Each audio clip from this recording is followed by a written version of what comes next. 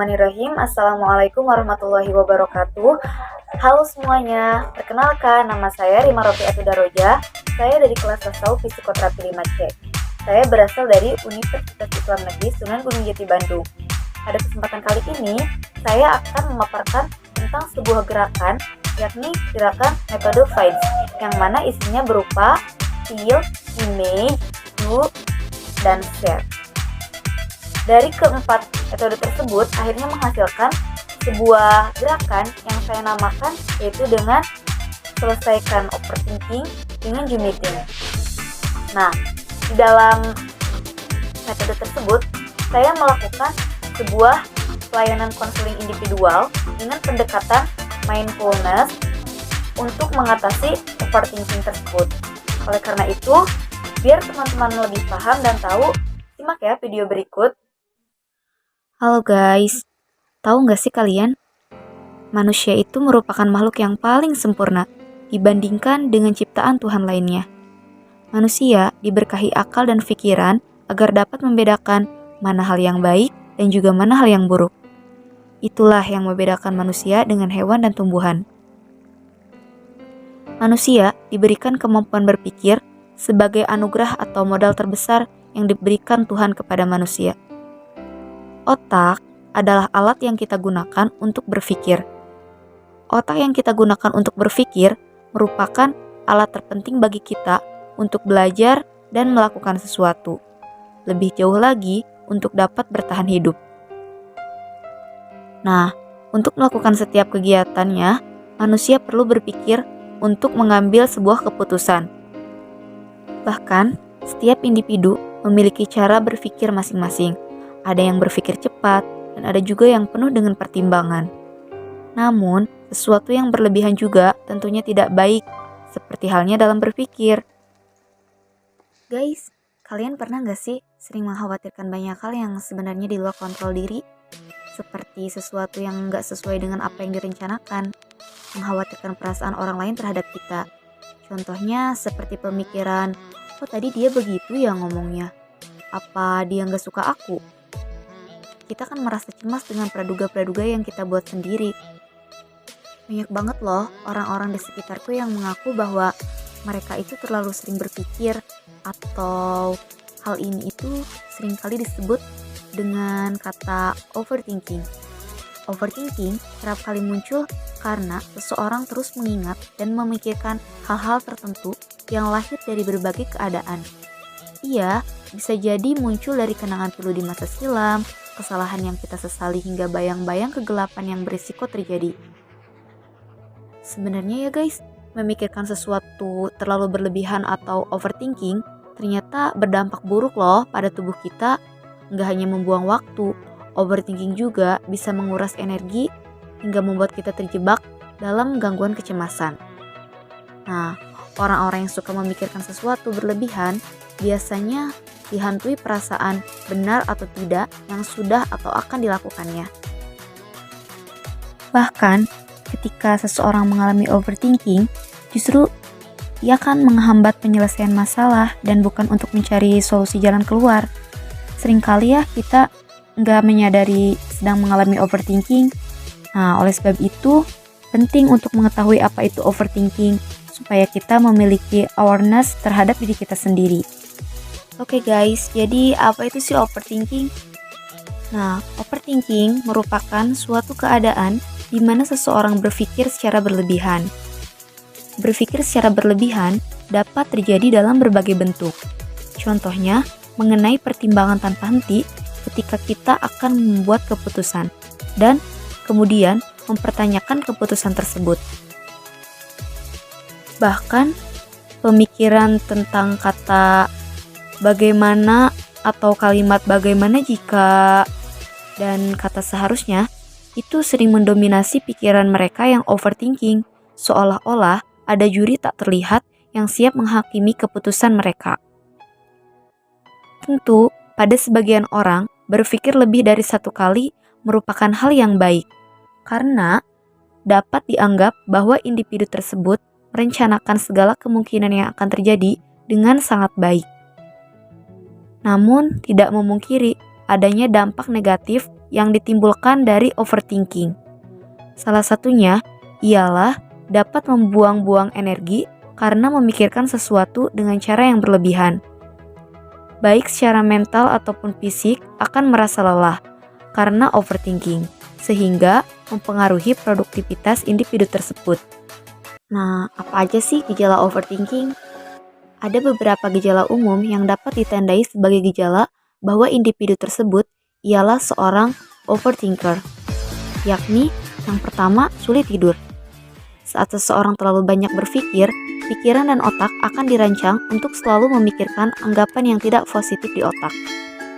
Otak akan sulit istirahat dan apabila diforsir terus-menerus dapat menimbulkan kecemasan dan ketakutan, sehingga susah tidur. Yang kedua adalah selalu merasa lelah. Ketika pikiran sedang gelisah, hal itu akan menyita waktu dan tenaga. Dengan memikirkan sesuatu terlalu banyak dan membuat tertekan, tubuh memproduksi hormon kortisol. Jika hormon ini terus diproduksi, bisa mengakibatkan badan lelah. Untuk yang ketiga, yaitu tidak percaya pada evaluasi diri sendiri, yakni selalu membutuhkan orang lain untuk mengevaluasi sesuatu, seperti pakaian, cara bicara, dan hal-hal sepele yang dilakukan. Selalu meragukan evaluasi diri sendiri yang pada akhirnya berlanjut meminta evaluasi dari orang lain. Yang keempat adalah merasa takut dengan masa depan diri sendiri. Biasanya, hal ini berlangsung pada kebanyakan insan yang terlalu mengkhawatirkan masa depannya daripada senang atau menghargai segala sesuatu yang telah diraihnya.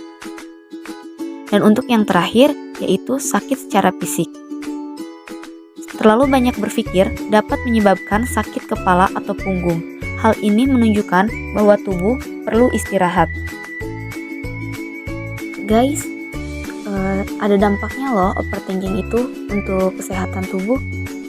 Sikap berhati-hati sih memang perlu, tapi kalau sudah overthinking, kalian harus bisa mengerem diri untuk mengendalikan diri dari kebiasaan ini. Pasalnya, hal ini bisa berdampak buruk bagi kesehatan tubuh kalian. Ada sih berbagai masalah kesehatan yang mungkin terjadi jika kalian terlalu banyak berpikir, yaitu yang pertama stres. Salah satu dampak buruk dari overthinking yaitu adalah stres. Ini dikarenakan otak menjadi buruk memikirkan hal-hal yang tidak perlu secara berlebihan, sehingga tekanan psikologis menjadi lebih besar. Alhasil, sistem saraf pusat dalam tubuh akan mengirim sinyal ke kelenjar adrenal dan melepas hormon stres dalam jumlah banyak. Gejala fisik akibat stres yang mungkin kalian rasakan termasuk sakit kepala, mual, konsentrasi terganggu, detak jantung meningkat, dan nafas tergesa-gesa. Yang kedua adalah gangguan mental atau memperparah gejalanya. Jika kalian mengalami stres dan terus overthinking, risiko terjadinya penyakit mental seperti gangguan kecemasan, depresi, dan serangan panik akan semakin tinggi. Pada orang yang sudah memiliki penyakit mental, berpikir berlebihan pada hal-hal yang sebenarnya tidak perlu bisa memperparah gejalanya. Hal ini bisa mempersulit pengobatan dan menurunkan kualitas hidup penderitanya. Guys, sebenarnya permasalahan overthinking itu nggak bisa dibiarin gitu aja loh. Overthinking bukanlah sesuatu permasalahan yang sepele, karena sejujurnya nggak ada permasalahan yang sepele. Semuanya harus segera diatasi. Nah, aku sendiri bakal membantu orang-orang yang sedang terkena overthinking itu dengan menggunakan sebuah metode. Apa sih metodenya? Metodenya yaitu layanan konseling individual yang mana aku bakal melakukan pendekatan melalui teknik mindfulness. Teknik mindfulness ini bakal aku pakai dengan harapan bahwa klien aku nanti dapat merasakan kesadaran akan dirinya sehingga dia dapat memikirkan apa yang menjadi permasalahan terjadinya overthinking tersebut. Karena dengan ini, klien dapat melihat permasalahan dengan kondisi sadar, jelas, dan juga tenang. Baik guys, jadi sekarang kita harus mengetahui dulu apa itu konseling individual.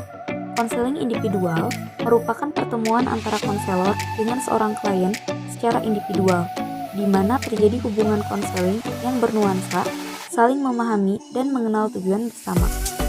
Konselor akan berupaya memberi bantuan untuk mengembangkan pribadi klien agar klien dapat mengantisipasi permasalahan yang sedang dihadapi. Untuk metode konseling individual saya sendiri, saya akan menggunakan metode tatap muka melalui sebuah aplikasi yaitu Zoom Meeting. Di sana nanti saya akan membahas permasalahan overthinking yang sedang klien saya hadapi. Oke, sekarang kita next untuk membahas tentang terapi mindfulness. Nah, terapi mindfulness merupakan pemahaman yang berpusat atas pengalaman saat ini tanpa perlu menilai ataupun memberi penghakiman.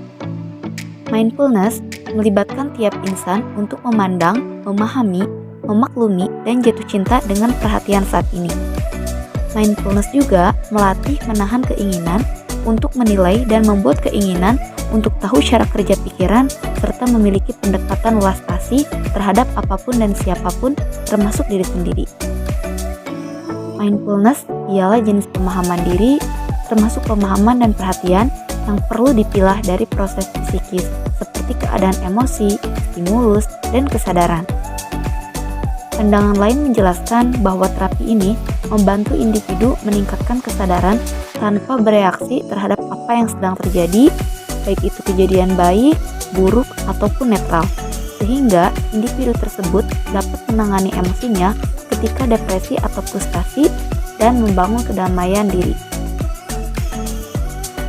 Mindfulness tidak berfokus pada bagaimana jika mindfulness lebih berfokus pada sikap kesadaran penuh akan diri sendiri di masa sekarang atau saat ini tanpa menghakimi atau menilai apapun. Dengan kata lain, terapi mindfulness adalah kesadaran penuh terhadap peristiwa yang terjadi saat ini tanpa menghakimi atau menilai apapun. Oke guys, jadi konseling individual untuk mengatasi overthinking, aku menggunakan terapi mindfulness. Yang mana terapi mindfulness itu aku menggunakan metode yang Tahriri kemukakan, yaitu metode 4 langkah jeda. Yang mana 4 langkah jeda ini dapat langsung meredakan pikiran berlebihan dan stres. Ketika kalian merasa kewalahan dengan pikiran dan telah mengenali respon emosional kalian, coba deh lakuin ini. Kalian bisa ngelakuinnya di mana aja dan dalam waktu beberapa menit aja. Kalau misalnya kalian ada di ruang nyaman, dan coba deh pejamin mata lalu kalian langsung lakuin 4 langkah jeda tersebut. Jeda 4 langkah tersebut itu apa aja sih? Oke, poin pertama itu, coba kalian dengerin suara di sekitar kalian. Coba deh kalian perhatiin setiap suara individu dan biarin mereka datang dan pergi dari kesadaran kalian. Untuk poin kedua, coba perhatikan tubuh kalian dan semua titik kontak yang dimilikinya. Mungkin kalian bisa ngerasain kayak kalian ada di lantai, tangan kalian bertumpu di pangkuan kalian, atau beban tubuh kalian menekan kursi di bawah kalian. Next, untuk poin ketiga, coba kalian ambil napas dalam-dalam dari perut kalian. Ini adalah cara terbaik untuk menenangkan tubuh kalian. Mengatakan bahwa kalian itu aman dan menciptakan ruang dalam pikiran kalian untuk berpikir jernih. Hal ini bisa membantu untuk menghitung napas kalian dan mengambil sebanyak yang kalian butuhkan sampai kalian merasa tubuh kalian itu rileks. Untuk poin keempat, coba tanyakan sama diri sendiri, apa sih yang harus aku lakukan selanjutnya untuk menjaga diri aku sendiri gitu. Hal ini bisa menjadi pengakuan bahwa kalian itu perlu pergi keluar untuk sekedar jalan-jalan, istirahat, minum air, ataupun makan ringan. Dan coba juga kalian buat daftar tugas supaya kalian gak terlalu berpikir berlebihan. Nah, dari masing-masing langkah ini bisa kalian praktikkan setiap hari untuk membantu meredakan pemikiran yang berlebihan dan belajar mengendalikan pikiran dan emosi kalian. Supaya kalian itu nggak terjebak sebagai overthinker, karena ini hanya sebuah kebiasaan yang dapat kalian ubah pastinya. Baik teman-teman, jadi hasil dari proses konseling individual antara saya dan klien saya itu dapat diidentifikasikan masalah bahwa dia itu terlalu berlebihan, khawatir, dan cemas ketika memikirkan sesuatu. Dia juga merasa takut jika dirinya itu tidak mampu menyelesaikan tugas tepat pada waktunya. Dia sering memikirkan sesuatu yang berlebihan padahal belum tentu hal tersebut akan terjadi. Dia juga merasa sering dibenci oleh banyak orang.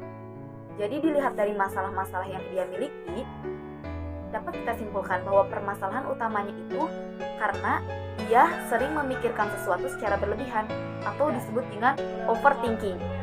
Akhirnya, saya memutuskan untuk memberikan treatment yang dapat diterapkan kepada konseling saya, yakni terapi mindfulness, yang mana memiliki banyak teknik di dalamnya.